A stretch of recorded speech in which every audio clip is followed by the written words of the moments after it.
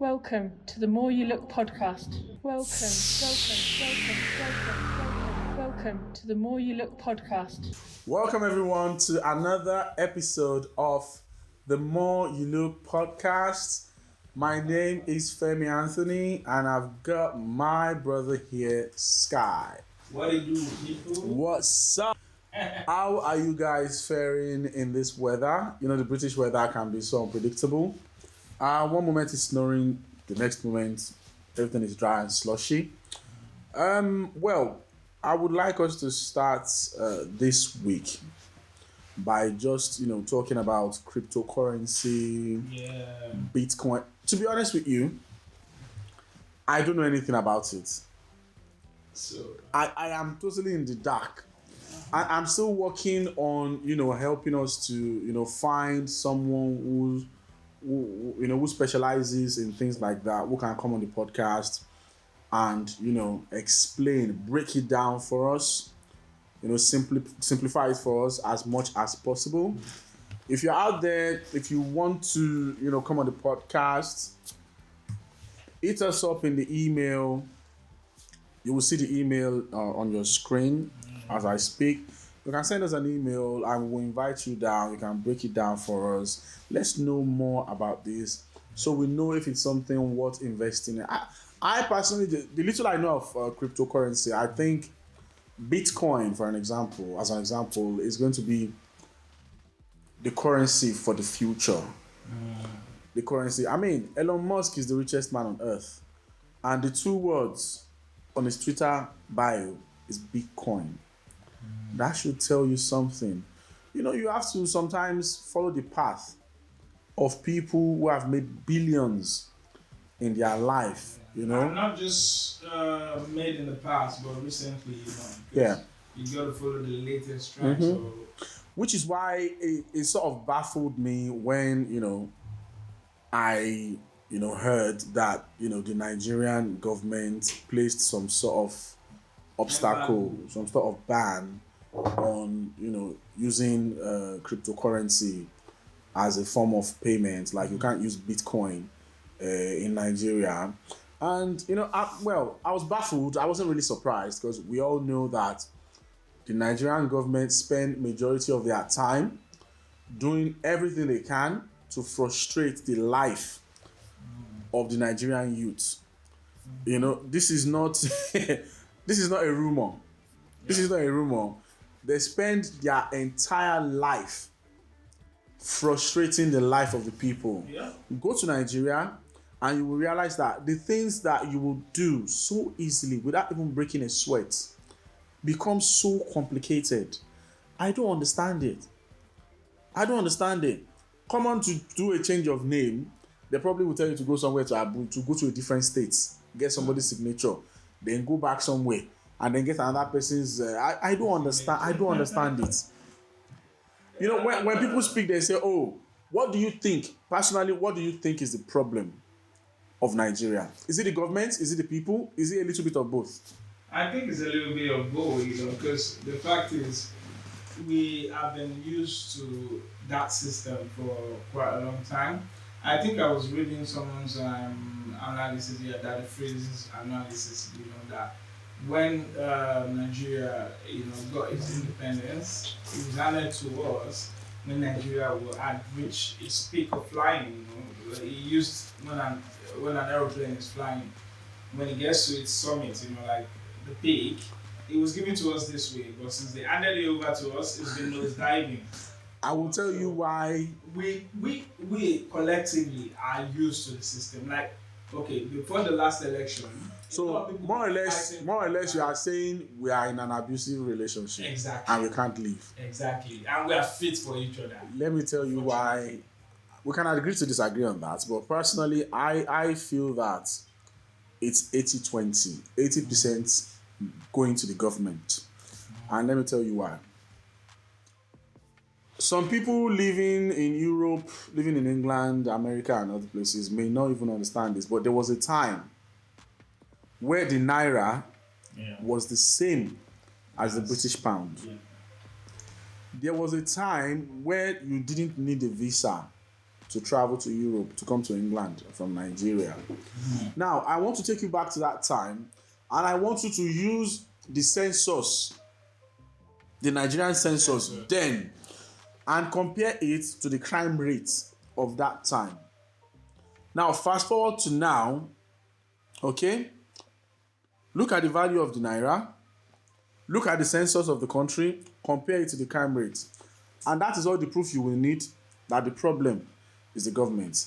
When you talk, you are right in an aspect when you say that we are in more or less an abusive relationship. Nigerians are with the government.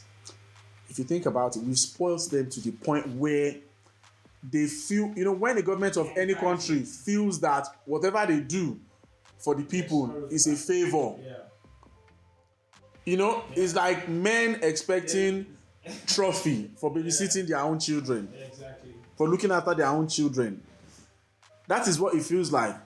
Nigerians have spoiled the government to the point where no matter how okay, look at petrol. They could make petrol 1,000 naira per litre tomorrow. Nigerians will grumble and they still fall in line.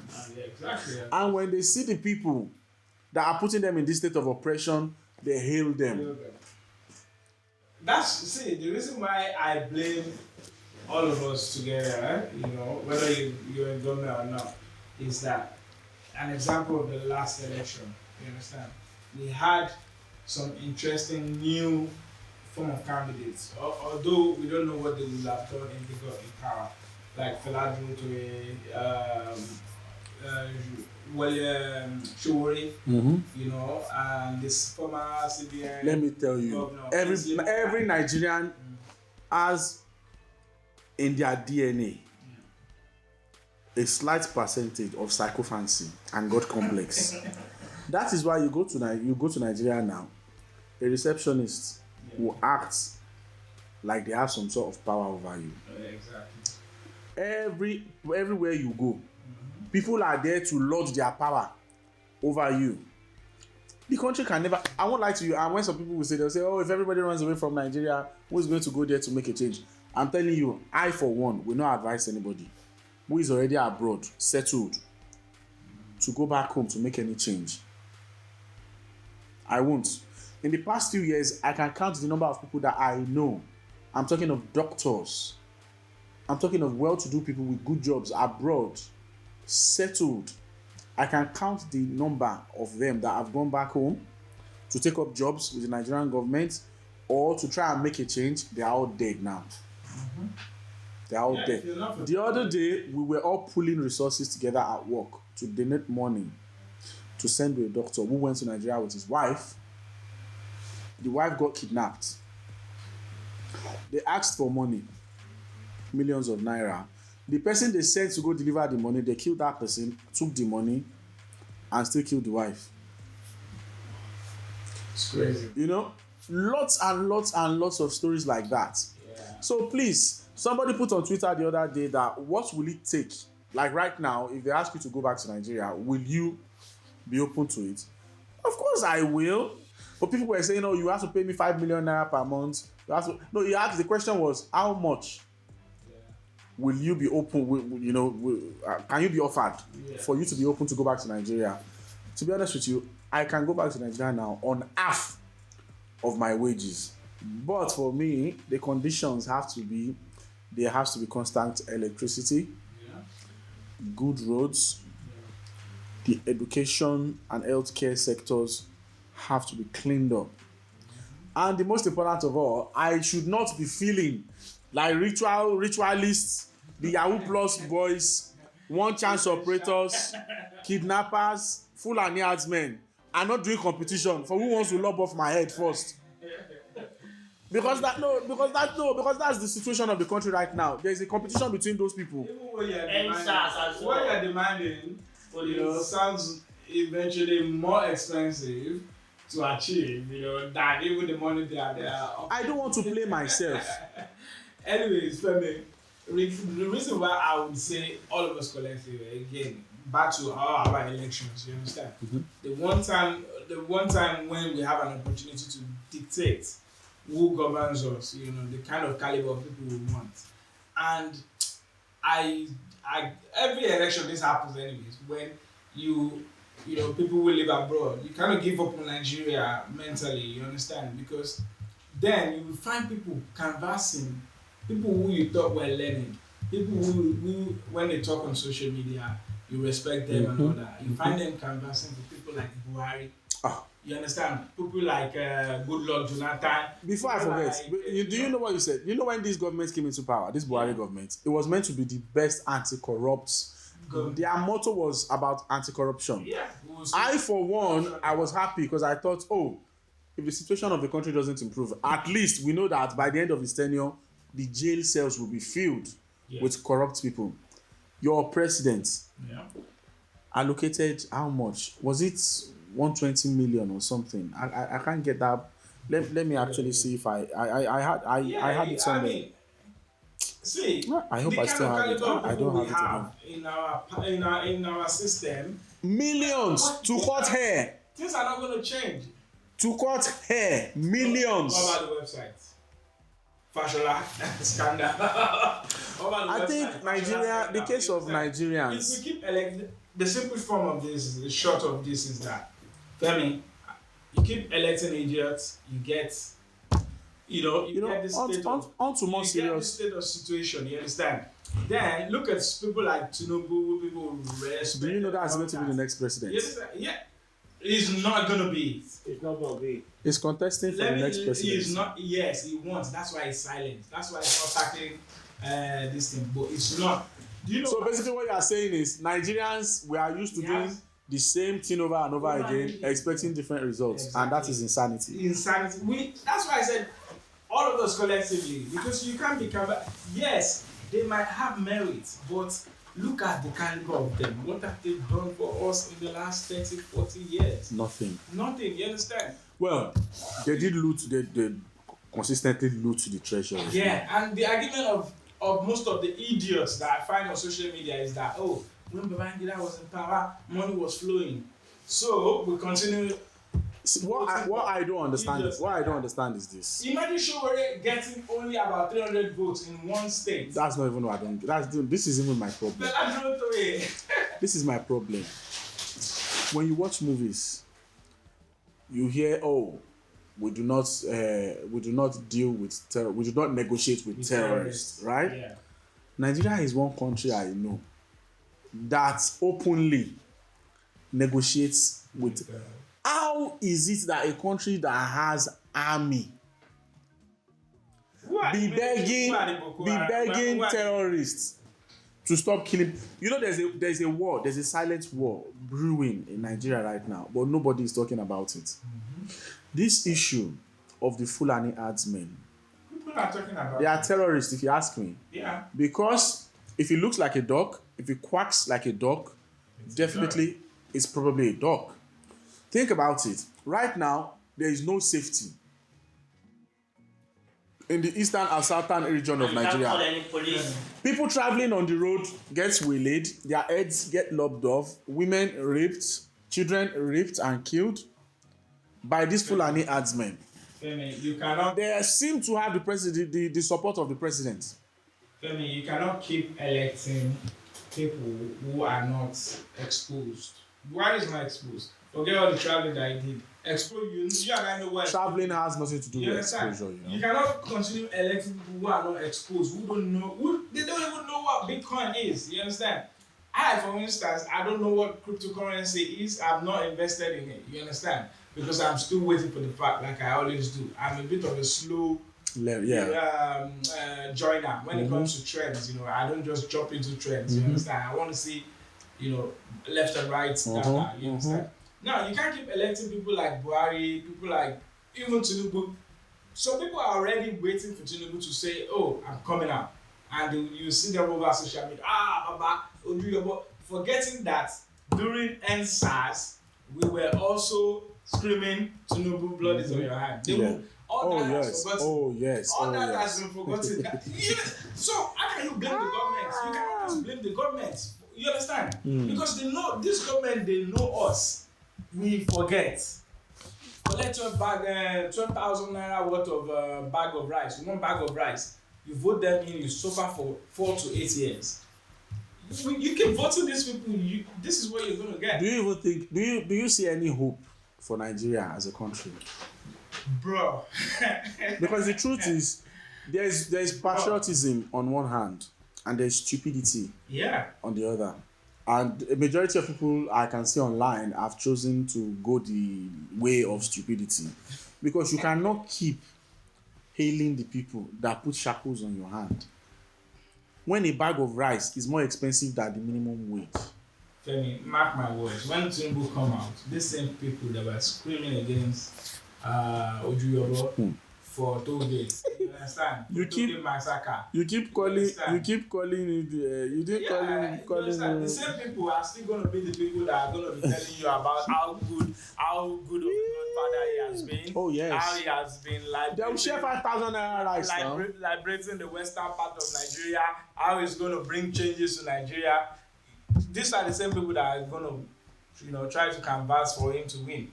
You understand? So the question is, you asked if there's hope for Nigeria. Yeah. Femi, until we keep voting in people like that. But you already know that is what's going to happen. We will continue voting in people like that. So the question is still: is there any hope? Yeah, there's no hope.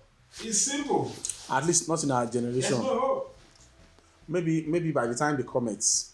Yeah, it's maybe the it's the I don't know, man, Femi. But anyways, back to cryptocurrency. You understand? I just wanted to read some few facts. Well, before you go forward, somebody tried to simplify it as easy as possible.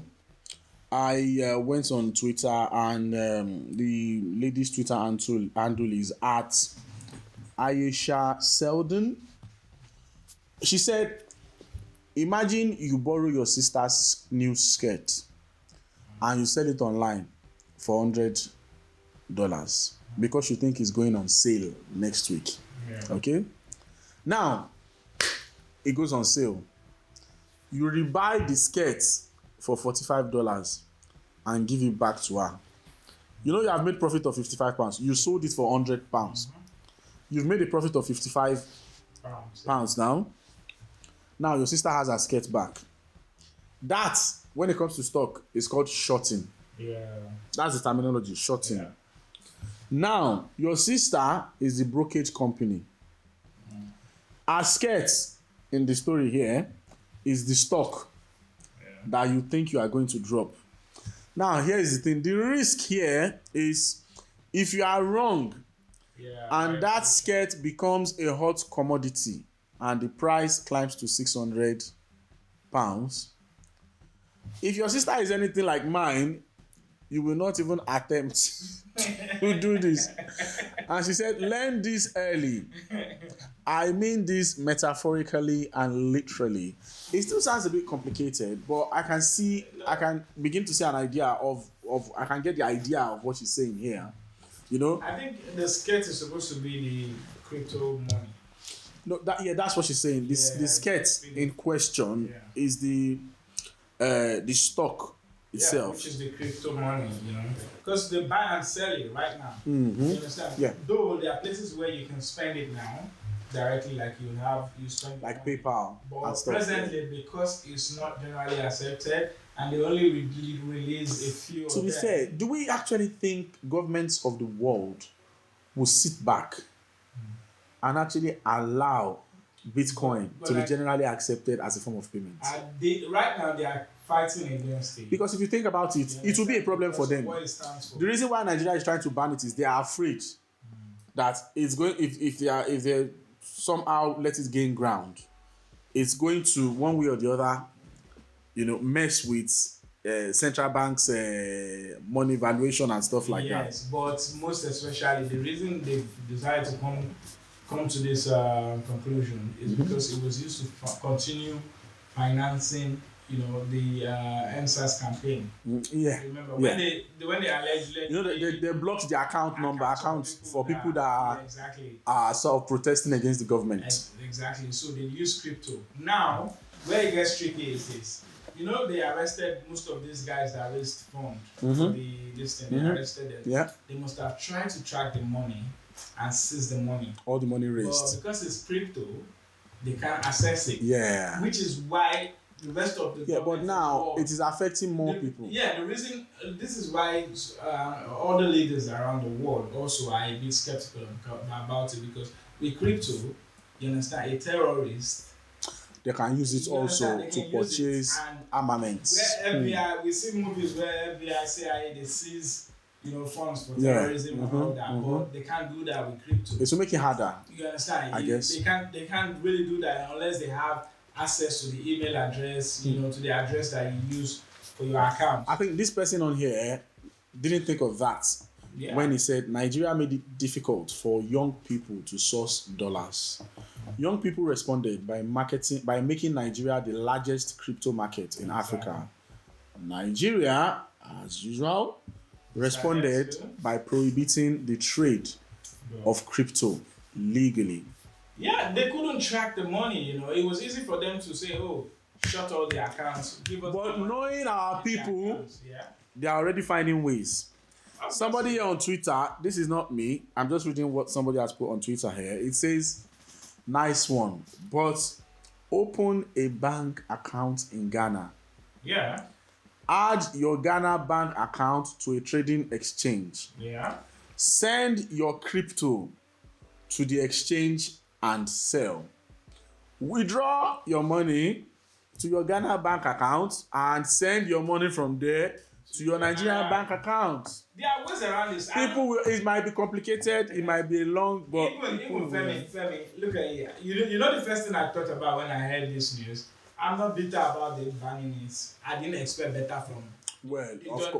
Of course, yeah. They've done this that we are ruling concerning this. I didn't expect better from them. You understand? If they decide to say, Nigerian government is leading the race for global climate, or leading the race for e-vehicles that are flying, that will come as a shock. Yeah. But you can understand. But you can understand where their fear comes from. Yeah. Because if you want to know how important crypto is in Nigeria, the value of BTC in Nigerian trades was worth 13.4 billion naira. That's 13.4 billion naira. Now, for context, the full volume of trade in the entire Nigerian stock exchange itself was 5.6 billion naira. Even smaller than, It is more than double. And I'm seeing it on Bitcoin, I'm on Punch, ng.com. As of yesterday, when they reported this, one Bitcoin sells for 15 million naira. Wow. You understand? So, like I said, there are a lot of reasons why governments around the world might be skeptical about, embracing. But this. when you have superpowers like Elon Musk, what's his name? Yeah, that's what I'm saying. When you have private entities that are actually a force on their own, this is somebody who it might say a word or it might just make a sentence on Twitter and it affects the stock exchange. Yeah. You get what I mean? So we've talked a lot about this already. There's something that is sort of piping up gradually here in the UK, and I am sure it will be the same case all over Europe and other parts of the world. I read something recently about the UK government helping to facilitate a vaccine passport. I don't know. I asked you in the last episode, 2 episodes ago, if you guys have been vaccinated.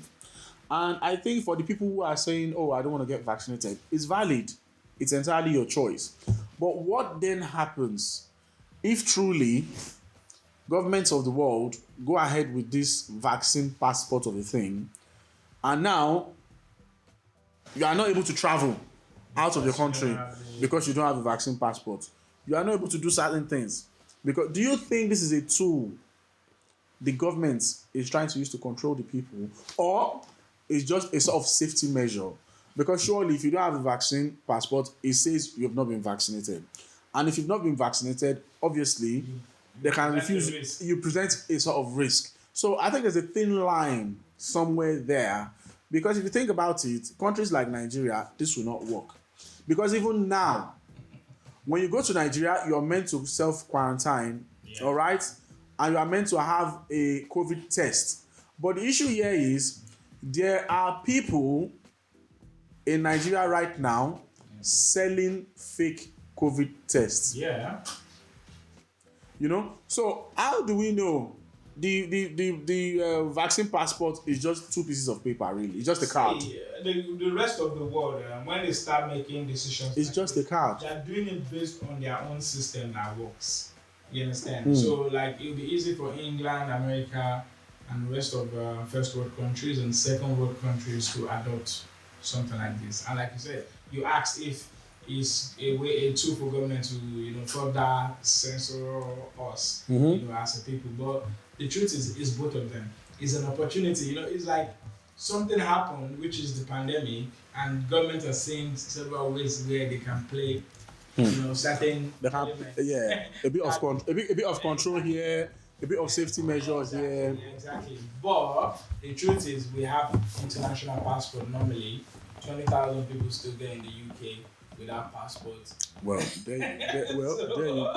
So me, I don't think too much about these things when I see them, because there are people that will still get around it. You understand? It makes sense, yeah. But and when it comes to Africa and how Africa is going to adopt it, we don't know. When it comes to the discussion, just forget about Nigeria, because at the end of the day, immigration.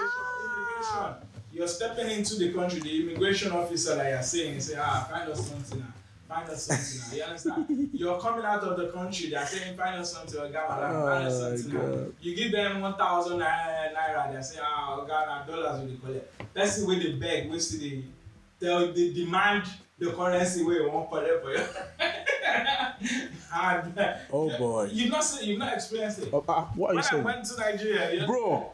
When I went to bury my mom, yes, pounds, oh yes. When I went to bury my mom, right from the airport, they started extorting.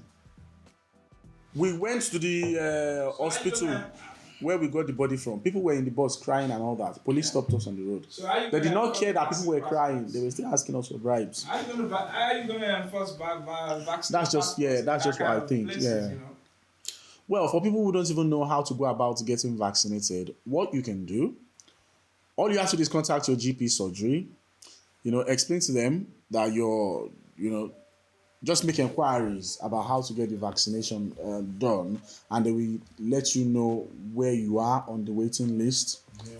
If you qualify to have it as soon as possible, because I think what they've done is they've tried to vaccinate the elderly first, then the frontline workers, then they will vaccinate the vulnerable. Yeah, and even not all frontline workers have been able to. Oh no! It depends on how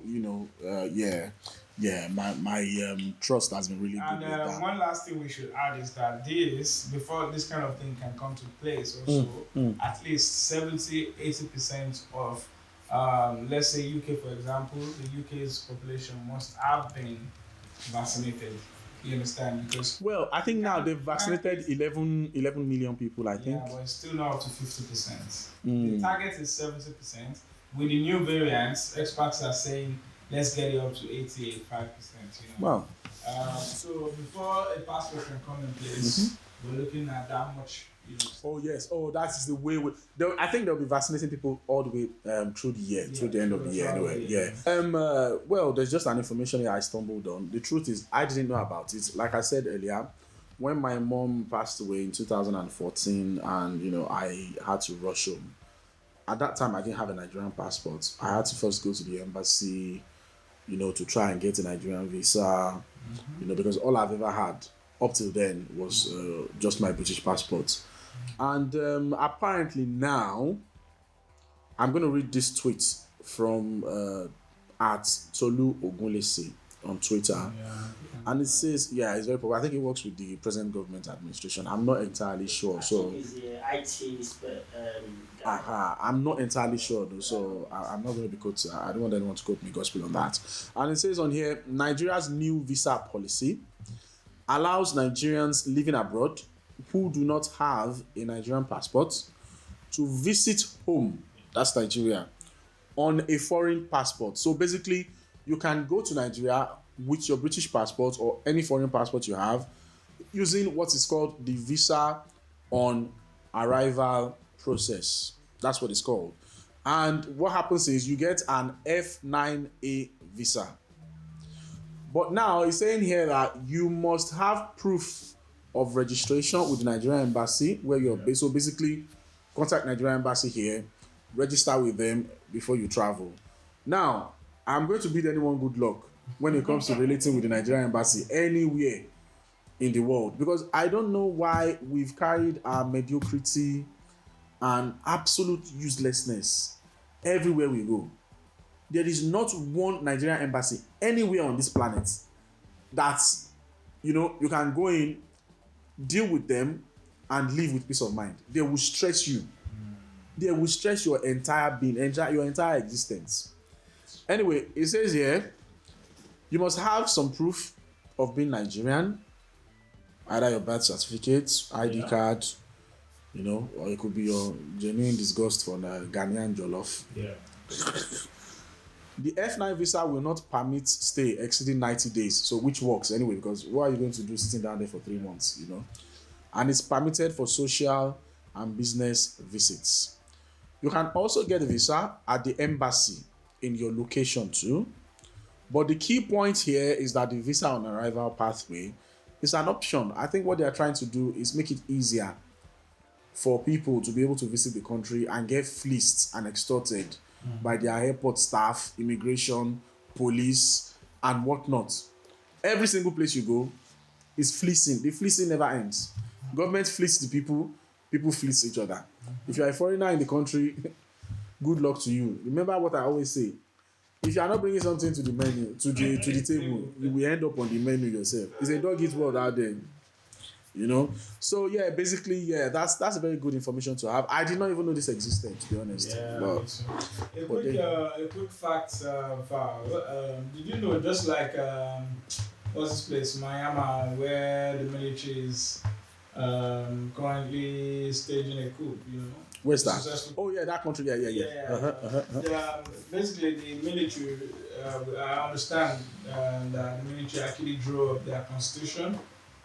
And how every elected official is supposed to act and considering them. So there's no way that any democratically elected government can overthrow the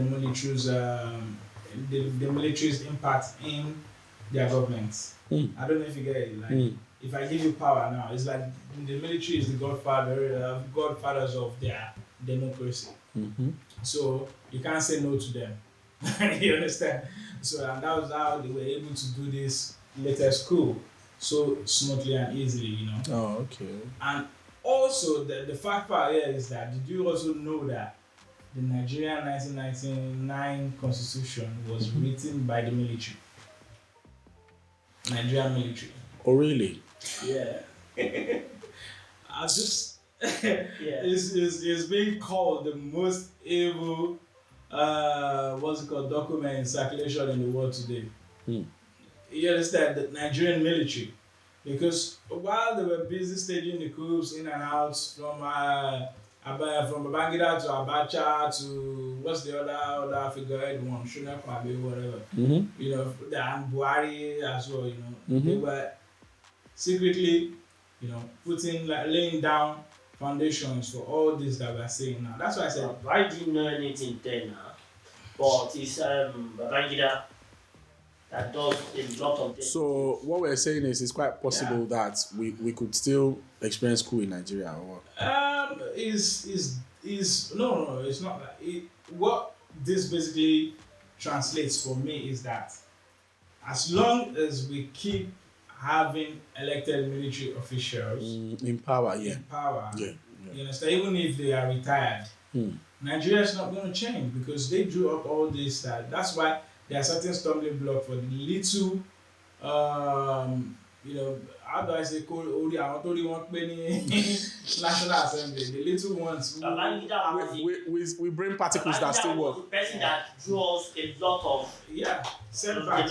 That's why they chase him out of the PDP because they know he knows every. Why do you think they call him the Maradona? He draws all those things down already. I think among all the military men that have ruled Nigeria, he's still one of the smartest. That's why they killed me because no kudos to him. I'm not praising him. In fact, They all. fuck you, sir. But, Man. but, let me read this, just this line for you. You know? So, a summary of the 1999 Constitution by Chief Bisi Akonde. It says, the 1999 Constitution is Nigeria's greatest misadventure since Lugard's amalgamation of 1940. So, if you want more information about go and read it, you can find a link to it on the cable. Just go to thecable.ng slash thing called 1999 Constitution. Okay. To round this up, we've touched on this in the past. I think probably 10 or 11 episodes back. Now that Cristiano Ronaldo has scored 760 career goals, making him the greatest goal scorer in football history, do you still, hold on to your Messi is better than Ronaldo claim? Yeah, bro, I've never engaged anyone. Because personally, Messi is good. they are both good, but I think Ronaldo will always, for me, For now, he has scored the highest number Messi of goals in football history. Messi is not happy in the club. That is not what matters. This guy has played in different clubs. He has proved every club he goes, he sets records. He lifts trophies. You have somebody playing in one club all his life, and for the past 3 seasons, he's been shambles, fam. I'm not saying he's not one of the greats, but please, I beg, Messi cannot even untie Ronaldo's shoes. Let's leave it at that. This guy is a record setter, is an impact maker. No, for real, he can go to Enyimba FC tomorrow, and you will see a change, immediate change. Come on, let's give it up to him now. Let's give it up to him. Well, like I said, like I was gonna say anyways, I never engage anyone in who is better because the way I say, apart from the fact that I'm a Barcelona fan, you understand You're already biased. Yeah, so maybe my word might not really count, but the way I say it, they both have unique advantages to each other. So it depends on who you are. For me, it's all about who makes the most impact. What style of play? Yeah, in each game, right? That is what matters for me. Games where Messi has made more impact. Let's not go down the Arabic road. Femi, my point is this: for him to have made that kind of feat, it should count for something. Obviously, yeah. So no doubt, Messi is not even playing great right now in the last 9 months. So, there you go. Yeah, so easily give it to him with all There you go. No Off of that, do you still think there is hope for Liverpool this season? They've lost again at home to Burnley. And I think from the moment Van Dijk got injured, Gomez got injured, their most important defense system crumbled. And since then, they've been having serious issues. Now, Sadio Mane out with another injury.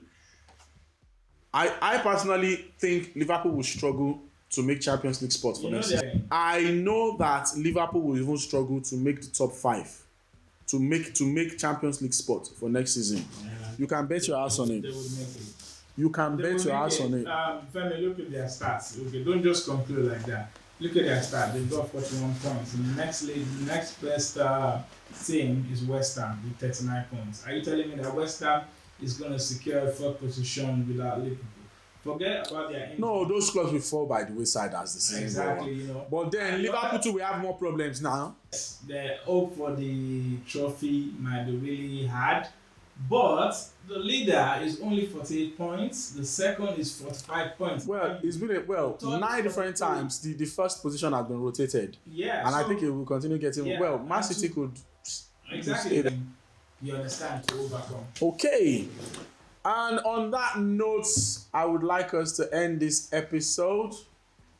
I've been doing quite a lot of work, and I know you've been really busy too. I'm sure our listeners can sort of, the people on YouTube can see, my eyes are a bit bloodshot because I've barely had any sleep in the past 3 to 4 days. So, yeah, until we meet again in the next episode, stay safe. Keep taking care of yourself. Yeah. Take care of your families. Try and get that vaccination if you want to, if you can. God bless. Ciao. Say about Hollywood, say about Hollywood, say